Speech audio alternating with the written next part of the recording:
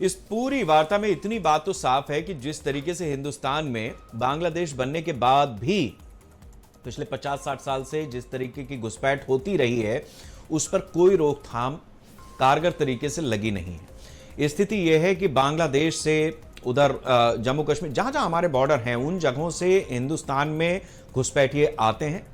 वो मुस्लिम भी हो सकते हैं, हिंदू भी हो सकते हैं, किसी भी धर्म के हो सकते हैं, लेकिन वो घुसपैठिए हिंदुस्तान के लिए समस्या ही हैं और समस्या बढ़ती जा रही है।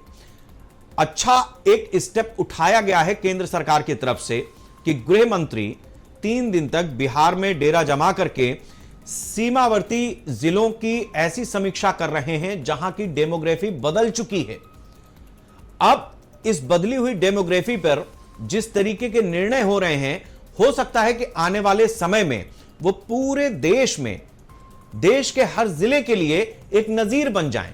लेकिन वहां तक पहुंचने की राह इतनी आसान नहीं है। आप ये समझ लीजिए कि केंद्र सरकार को घुसपैठ पर इतनी बड़ी मीटिंग करने के लिए अगर 12 साल लग गए हैं, तो अगले 12 साल में किस तरीके की स्थिति बनेगी अगर इस काम को साफ नियत और तेजी के साथ में न किया गया।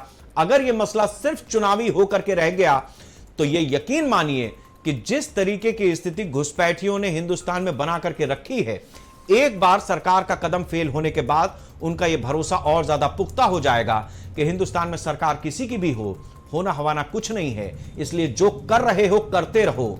यह बहुत बड़ी चेतावनी होगी एक आम हिंदुस्तानी के लिए, क्योंकि इस हिंदुस्तान को छोड़कर हमारे पास दुनिया में दूसरा टुकड़ा नहीं है जहां हमें भाग करके कोई शरण भी दे दे। यही है, जो कुछ है यही है। इसलिए जिम्मेदारी हमारी और आपकी भी है कि अगर आप पहचान रहे हैं तो संगठित होकर के उन लोगों को बाहर करें जो सुबह सवेरे आपके घर आकर के आपकी कचरा सफाई के नाम पर किसी दिन आपको साफ करने की तैयारी कर रहे हैं। नमस्कार।